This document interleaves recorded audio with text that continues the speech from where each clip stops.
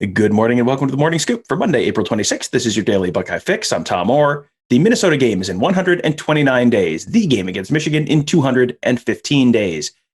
We will wrap up our spring football wrap-up coverage this morning after we just got a chance to talk to Ryan Day and his coordinators to get their thoughts on where things stand. My guest this morning is Buckeye Scoop beat reporter Tony Gerdeman. And it wasn't a big surprise, Tony, but the quarterback battle sounds like it's not anywhere close to being settled just yet.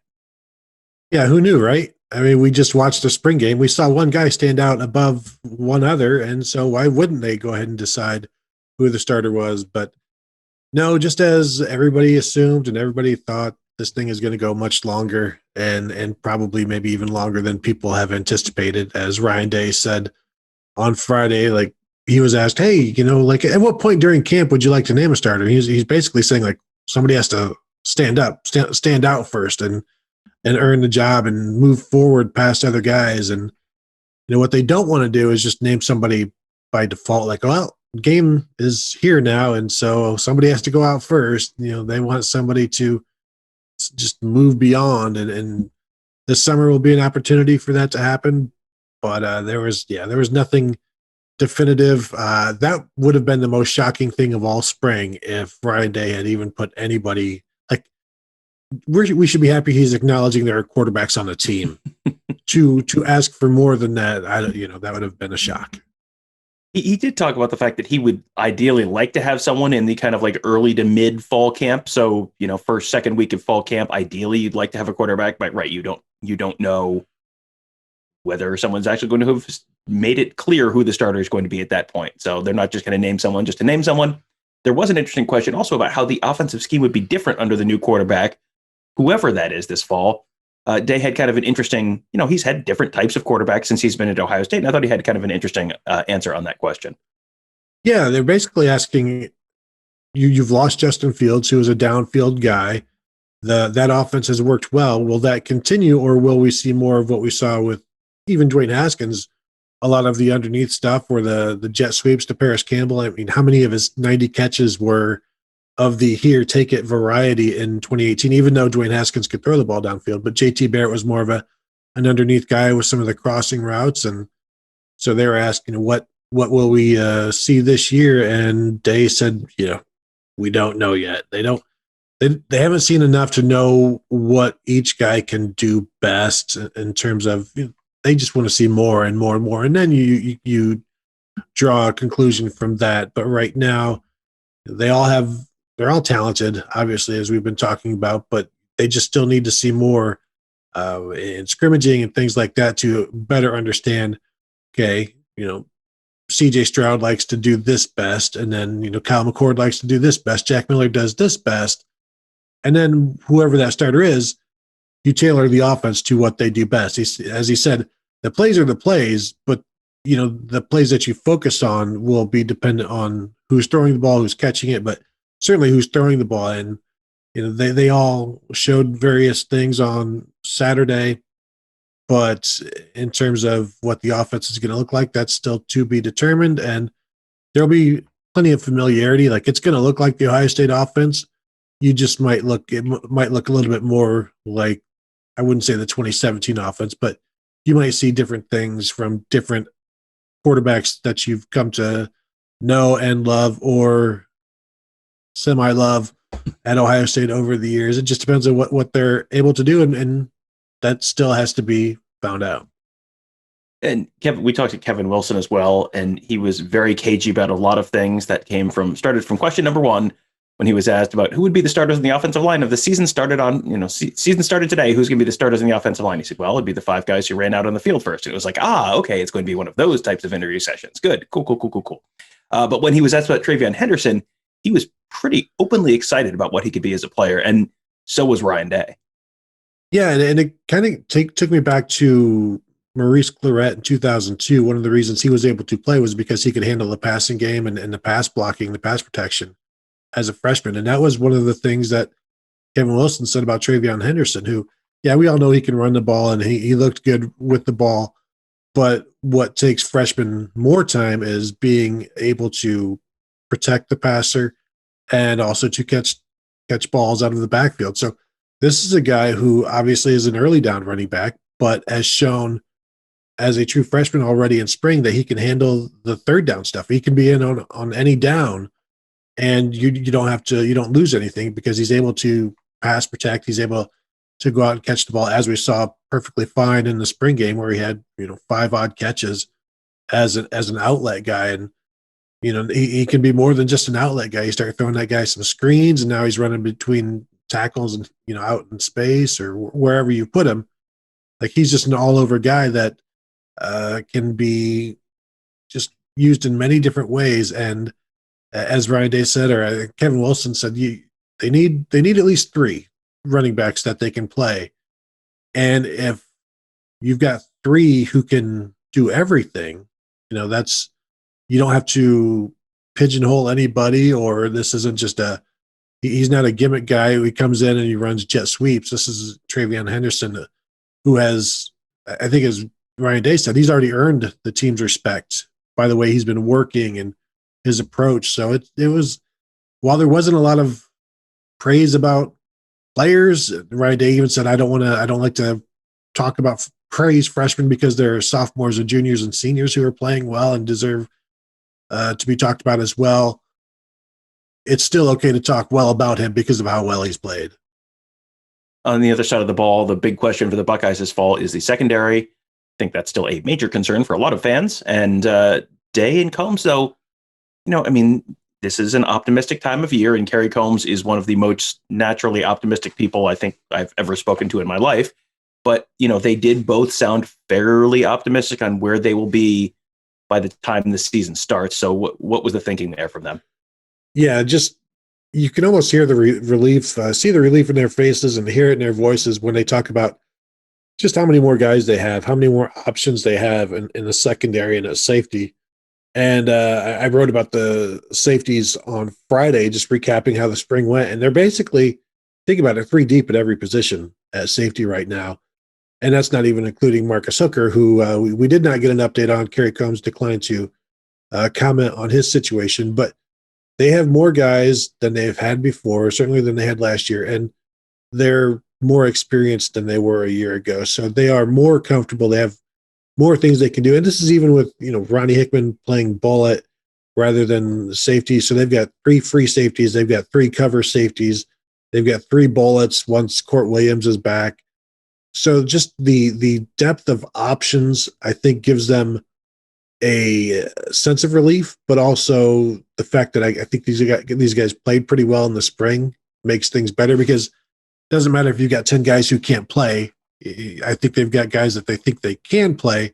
Now, I don't think all 9 will, but remember last year they could play 3 defensive backs at a time because that was about all they had down the stretch. And so that's why you saw so much of the 4-4.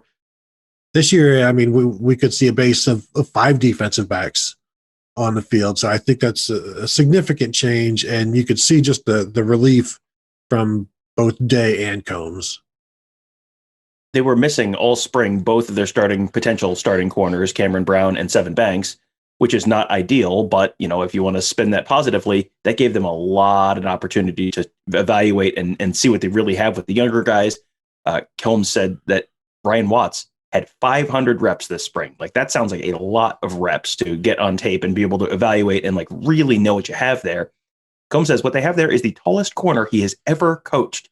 And, there are a lot of advantages to that. And he ran through a bunch of those. And, again, he is optimistic by nature, especially this time of year.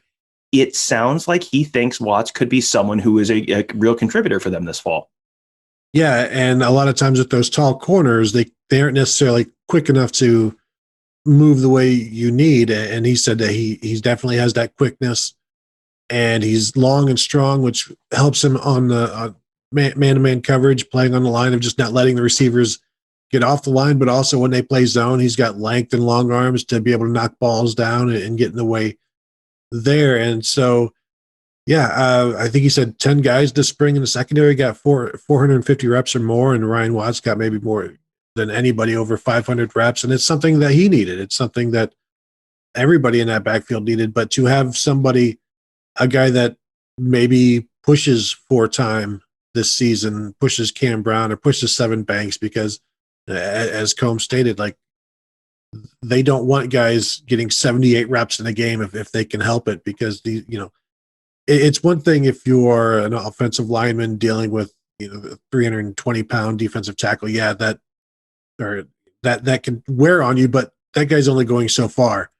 When you're playing 78, 80 reps against the Chris Olave, that's a lot of running, that's a lot of grabbing and grasping and just trying to keep up, and you can wear down over the course of a game, over the course of a season.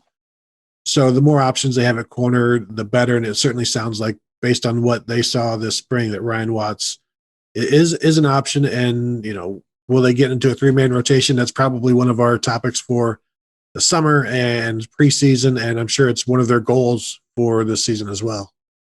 And, in addition to all those guys who got 450, 500 reps this spring, they will have a few guys that got 0 reps this spring who will be added to the roster this fall. That was something you asked Coombs about. The young, very talented defensive backs. I think guys who we would probably be talking about a lot more had they been on campus this spring. Jordan Hancock, Andre Turrentine, and J.K. Johnson. What did Coombs have to say about those guys and what they might be able to do coming into the fall?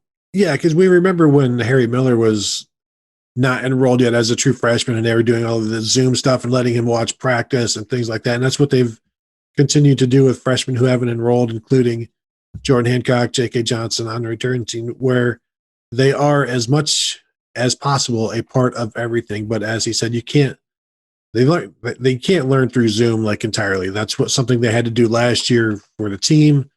And it's fine for what it is, but it's not a replacement for being here. And so they're doing what they can. They're locked in with the weight staff and the position coaches and learning. And so that way, when they get to campus, they can just hit the ground running. Because as he said, the learning curve will just pick up right where they're going to be moving as soon as they get here, because they do want to play those guys. They want to play as many guys as are capable of playing so that they can keep those reps down. And that's something that Ohio State has been known for at corner. Kind of gotten away from that the last few years, and certainly Coombs wants to get back to it. And these are two, just talking about Jordan Hancock and J.K. Johnson, two of the best corners in the 2021 class, and two guys who I think, based on everything we know about them, could contend for a starting job would it shock anybody if they're starting in November or December based on injury or based on just elevating of their play? I don't think so. And so getting them up to speed as possible is going to be a big factor in how they perform in spring camp or preseason camp and then into the season. And the last thing I wanted to ask you about was the new overtime rules. That was something that Ryan Day was asked about. In case you missed that on Thursday last week, you now have to go for 2 starting in the second overtime. And it's just alternating 2-point conversions starting with the third overtime. So that was something that got a lot of angry responses on our board when I posted about those rule changes. But I think it's worth noting that, unless I'm forgetting one, there's only one Ohio State game since the start of overtime in 1996 that has actually gone to triple overtime. That was at 2003 Classic against Phillip Rivers and North Carolina State. I think everything else has been settled in second or first overtime. So what did Ryan Day have to say about that change? Well, it's always interesting when he talks about rule changes or whatever, because even if there are things about it he doesn't like, and if it comes back to player safety like this, then it's like, it's okay. And that was basically his thought on the overtime change, where it is about player safety. So how you can't really complain about it. I think he said it was not exactly ideal, but it is what it is. And so you adapt, and that's what this program, all about adaptation over the last year. So this is probably just a minor blip compared to everything else they've had to deal with. And so, it limits the amount of contact and just reps and all of that players may have to go through. And, I love long overtime games or the thought of it, but sitting through like 5 hours, it might get a little tiring, but I could see that's the rarity. And so you're changing something pretty common so that something very rare doesn't happen. But again, it's for player safety. So how can you complain too much? Yeah, and that's something that I think it's going to be interesting to see how that plays out, because it seems like that might favor the underdogs, where you don't have to get 25 yards and then make a 2-point conversion. At that point, it's just does the underdog have this one unstoppable 2-point conversion play? Like that may be enough to just win the game right there. So that'll be interesting to see how that plays out. Yeah, if you're wondering about the player safety end of this, that go back to 2018, that 7 overtime game between LSU and Texas A&M. Read about what Joe Burrow was doing in the locker room after that game. He basically collapsed from exhaustion, and they had to bring in his parents and, kind of throw an IV in him and all that. I mean, it sounds like it was not a great scene in the locker room after that game. So there are some legitimate player safety concerns. It's not just I'm sleepy. It's a little more than that. So worth keeping in mind. And the overall trend with college football recently has been everything is geared towards player safety, because that may not have been as much of a concern as it should have been in previous years and previous generations. So just something to keep in mind while you're yelling angrily about that rule change on the internet. That'll do it for today. Tony, thank you for joining me. We will have we've got a really interesting week coming up at BuckeyeScoop.com. NFL draft coming up this weekend. There are a bunch of other spring games coming up this weekend as well. May 1st is a big spring game day for a lot of schools around the Big Ten and other regions of the country. And there's also the NFL draft. So going to be a lot of Buckeyes going pretty high up in that one. Justin Fields, obviously the big story, but lots of other guys who you have come to know and love: Wyatt Davis, Shaun Wade, Pete Werner, all those guys. They will be making themselves some money later on this week. We will have lots of fun coverage and insider analysis at BuckeyeScoop.com for all of that stuff. Make sure you also check out our YouTube channel, youtube.com/BuckeyeScoop. You can find all of our great podcasts there. You can also find every time we talk to Ryan Day, Kerry Coombs, Kevin Wilson, any of the players. We put those interviews up there in their entirety. You can hear from those guys yourself if you want. Just go to youtube.com/BuckeyeScoop, and if you hit the subscribe button, you can get notified every time we post a new video. It's all free. It's all at youtube.com/BuckeyeScoop. Thank you guys all for joining us. Have a great day. We will talk to you tomorrow.